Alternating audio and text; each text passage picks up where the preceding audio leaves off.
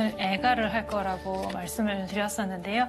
애가의 첫 마디가 아라는 말로 시작합니다. 사실 1장만이 아니라 1장, 2장, 4장이 다 아라는 말로 시작을 하고요. 이 아는 탄식입니다.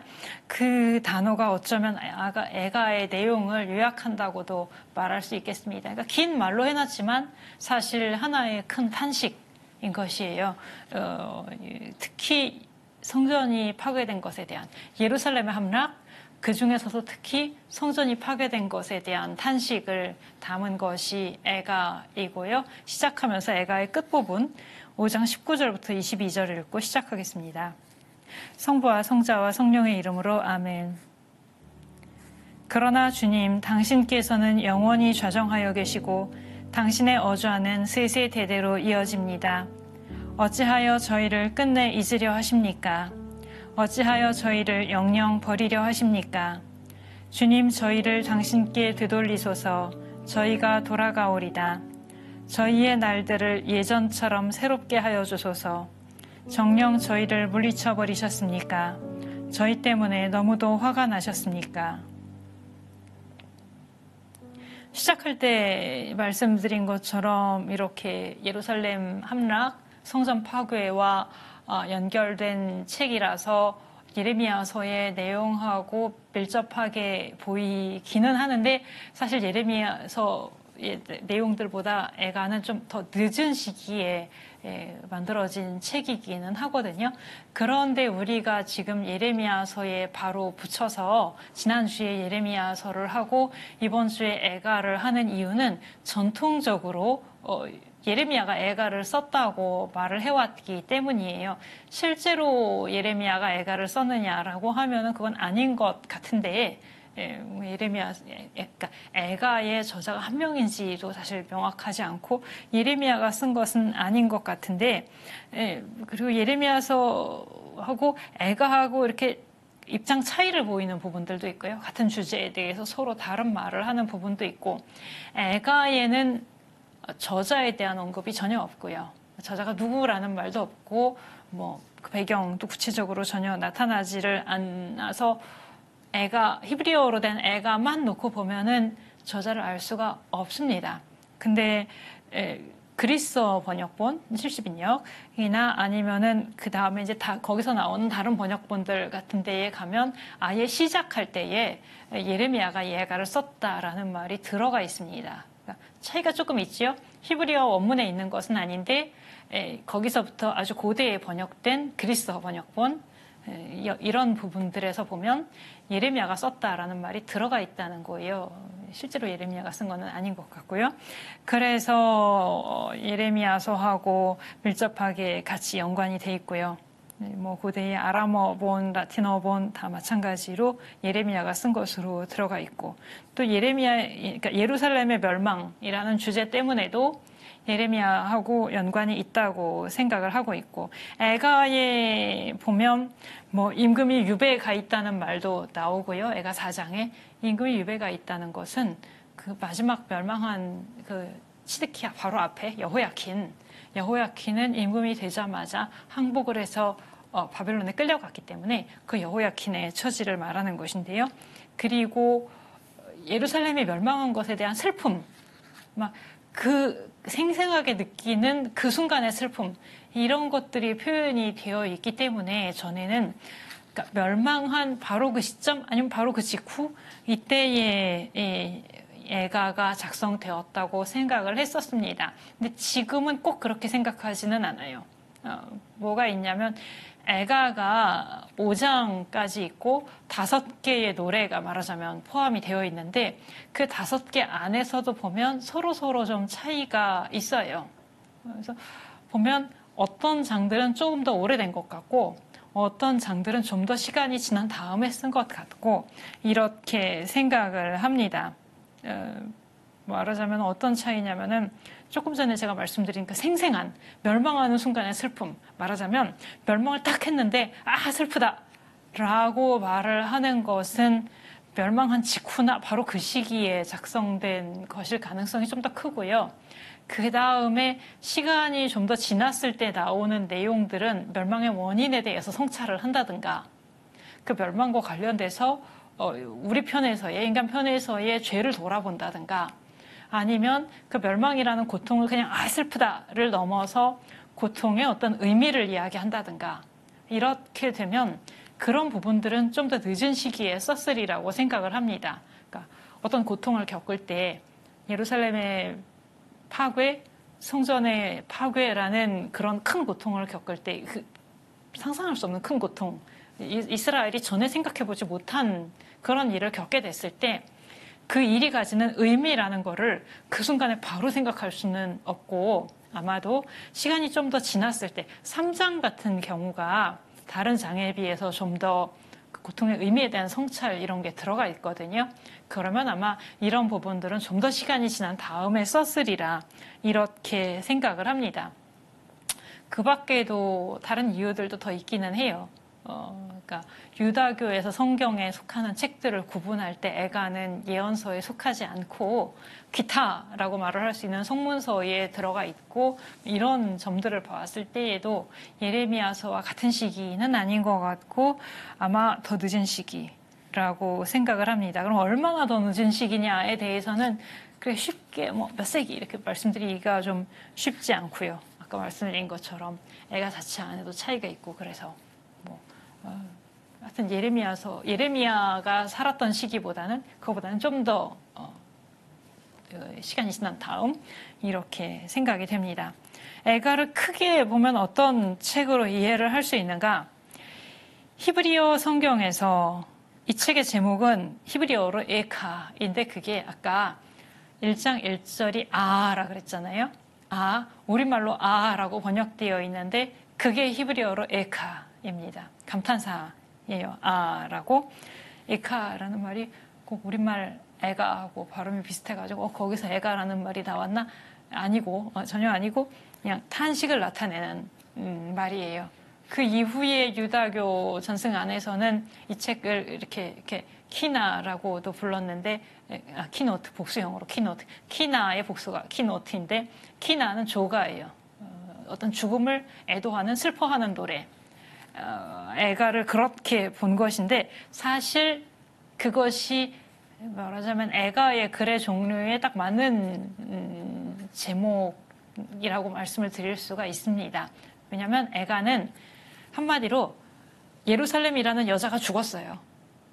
예루살렘을 그러니까 어떤 여인으로 표현을 하면서 그 죽음을 슬퍼하는 이런 형식으로 되어 있습니다. 물론 처음부터 끝까지 전부 그런 건 아니고 어떤 부분에서는 예루살렘에 직접 말을 하기도 하고 그런 부분들 나타나지만 하여튼 예루살렘의 죽음을 슬퍼하는 그런 노래라고 말을 할 수가 있습니다.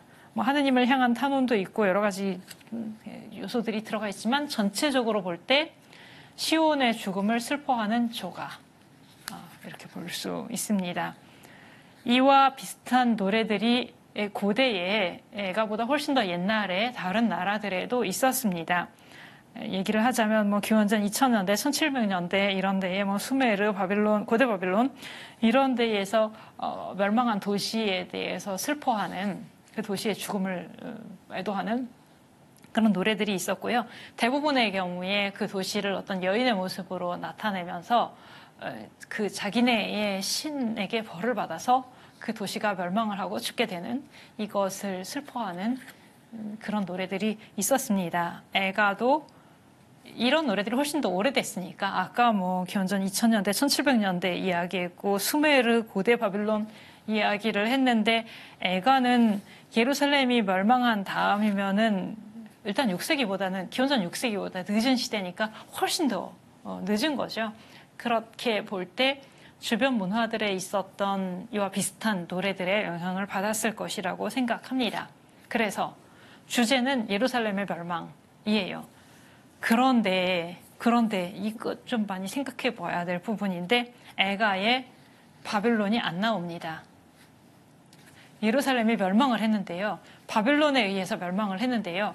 그 예루살렘의 멸망을 슬퍼하는데 바빌론이 안 나옵니다.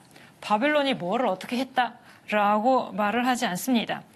역사적인 사실로 말을 하면, 있었던 일로 말을 하면 바벨론이 뭐 성벽에 구멍을 뚫었고 이런 이야기들 열왕기에도 나오고 예레미야서에서도 나오고요. 성벽에 구멍을 뚫고 뭐 바벨론의 친위대장이 가가지고 뭐 불을 지르고 이런 이야기들이 다 나오는데, 열왕기에도 나오고 예레미야서에도 나오는데 애가에는 안 나옵니다. 애가에 나오는 거는 예루살렘과 하느님이지 바벨론이 했던 역할에 대해서 크게 언급하지 않고, 바벨론을 비난하거나, 그 전에 왜 아시리아에 대해서는 막 아시리아의 그 막 폭력적인 침략이나 이런 것을 뭐라 그럴까요? 탄원, 그거에 대한 탄원이나 이런 것들이 있었잖아요. 근데 애가에서는 바벨론이 하는 일에 대해서 그렇게 탄원을 하지는 않습니다. 그럼 이제 어떤 이야기들이 나오는가, 이제 장별로 대략 줄거리라고 말씀드릴 수는 없지만 장별로 내용을 보면, 1장에서 이렇게 보면 1장은 그냥 그 멸망했을 때의 아 슬프다 이게 좀 많은 편이에요. 예루살렘의 참상 이거를 묘사를 하고, 그리고 예루살렘이 등장을 해요. 1장에서는. 그래서 예루살렘 자신이 어떤 여인의 모습으로서 자기 처지를 탄식합니다. 유배를 당했고 황폐하게 됐고 슬픔에 잠겨 있고, 적들이, 원수들이 그런 예루살렘을 멸시하고 있고 조롱하고 있고, 과거에는 벗들이었는데, 그러니까 예루살렘이 잘 지냈을 때는 주변에 있는 나라들이나 도시들이나 막 이렇게 잘 같이 지냈었는데, 멸망을 하고 나니까 다 배반하고 떠나갔다. 다 나를 버리고 떠나갔다라고 이야기를 하면서 슬퍼합니다. 아무도 예루살렘을 위로해주지 않고 외롭게 혼자 앉아있다라고 나오고요. 그런데 예루살렘이 그렇게 멸망한 것은 아까 바빌론이 나오질 않고, 바빌론이 어찌저찌 해서 예루살렘이 멸망했다고 나오지를 않고요. 그의 많은 죄악 때문에 주님께서 그에게 고통을 내리셨다라고 이야기를 합니다. 그러니까 아까 바빌론은 등장하지 않고 등장하는 것은 예루살렘과 하느님. 예루살렘이 죄를 지었기 때문에 하느님이 그 예루살렘을 멸망하게 하셨다. 이런 이야기가 나옵니다. 1장은 아직까지 뭐 하느님께 어떤 도우심을 청하거나 구원을 요청하는 것도 나오지 않고, 다만 예루살렘의 고통을 보시기를, 그리고 원수들에게 그 악행을 갚아주시기를, 이런 이야기가 나옵니다. 애가에 나오는 하느님이 어떤 하느님인가 하는 문제가 있는데, 성서의 다른 부분에 나오는 하느님하고 상당히 다른 거죠. 애가 1장의 하느님은 예루살렘을 멸망시키는 하느님, 예루살렘을 치신 하느님, 이런 하느님의 모습이 나오게 됩니다. 2장에는 그것을 더 뭐라 그럴까요? 좀 심한 표현이라 그럴까?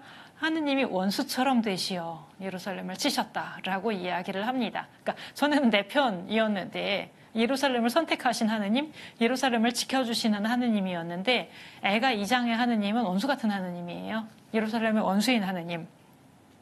그래서 바빌론은 나오지 않고, 예루살렘의 원수가 바빌론이 아니라 하느님이 원수처럼 되시어 예루살렘을 치셨다라고 이야기를 하지요.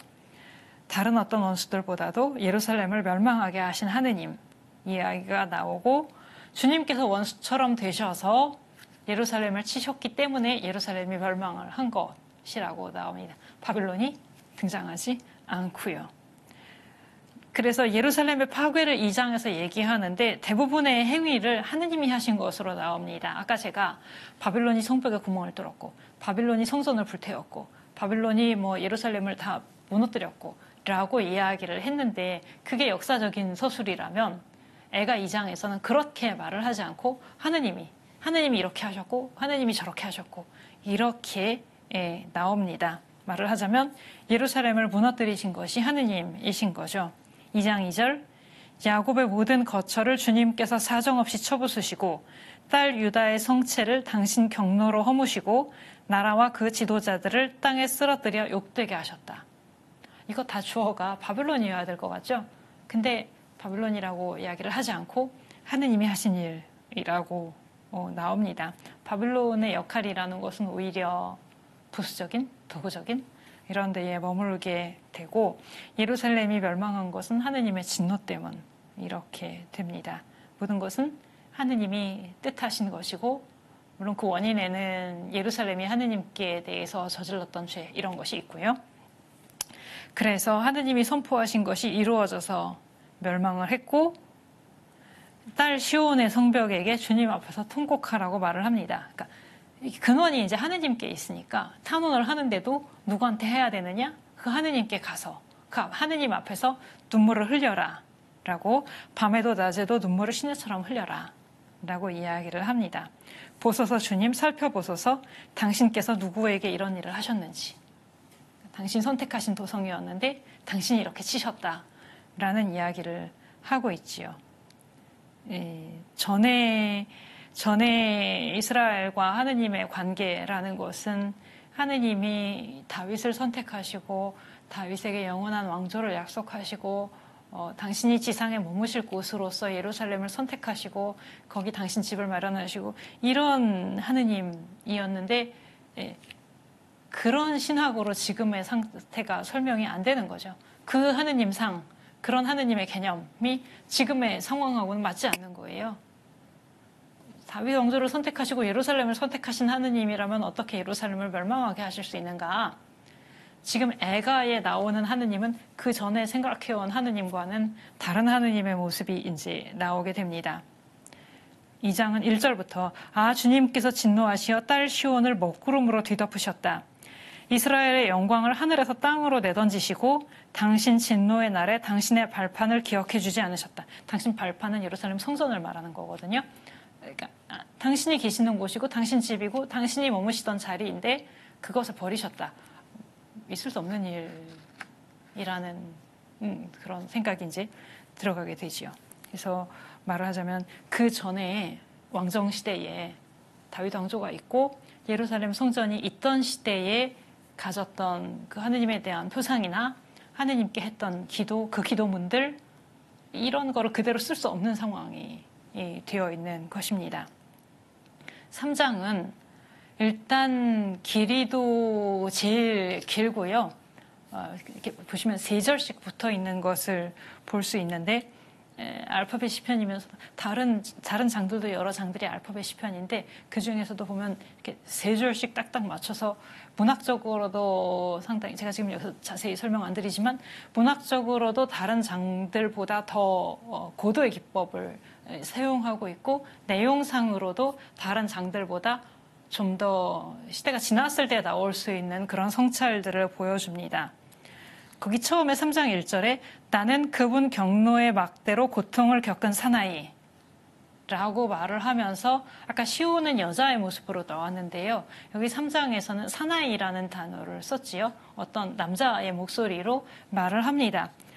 어려운 거는 여기서 말을 하고 있는 것이 누구인지에 대해서 그렇게 단정적으로 말을 할 수가 없어요. 서로 다른 의견들이 있고 한 개인일 수도 있고요. 그러니까 시온이 여자의 모습으로 나왔던 것에 비해서 여기서는 조금 전에 읽었던 그분 경노의 막대로 고통을 겪은 사나이이기 때문에 이런 일들을 겪은 어떤 한 사람, 개인, 어떤 이스라엘 사람일 수도 있다고 생각하고요.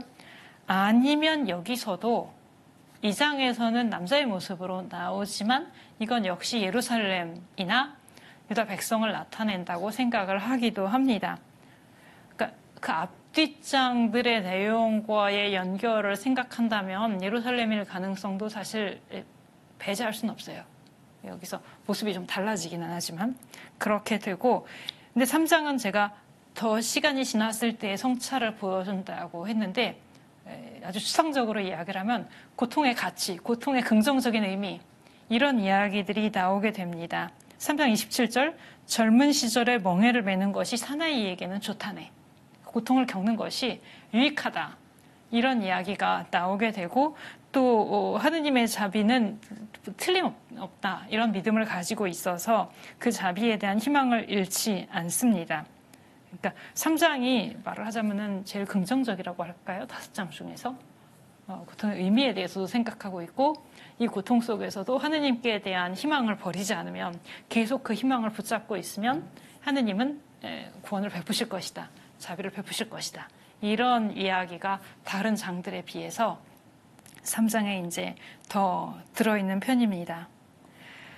4장은 다시 앞에서와 비슷한 내용들로 이어지게 되는데요.